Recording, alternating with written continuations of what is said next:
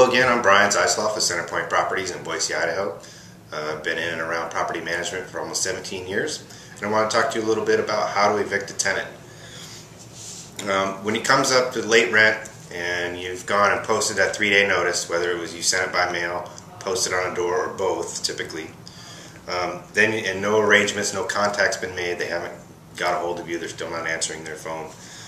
What you're going to do is take that file, take that 3-day notice and their file, and we would have to turn it into an attorney.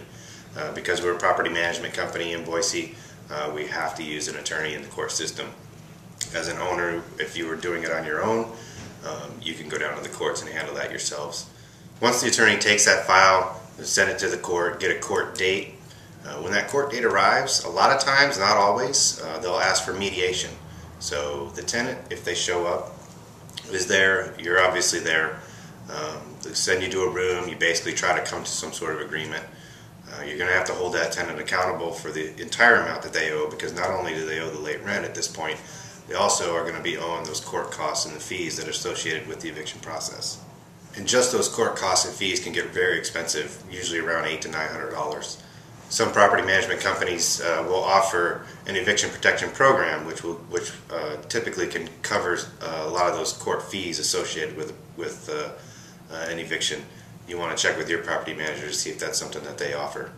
Once that court date arrives, gone through mediation, still hasn't worked, obviously the court will enter a judgment against that tenant. So, they've got basically 3 days from that point to get out. If they're refusing or still not out, you can have the sheriff basically forcibly remove them, and that takes an injunction that you can also file at the court.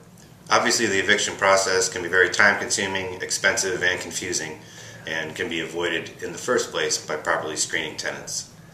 Thanks for listening. I'm Brian, and if you have further questions, please contact me.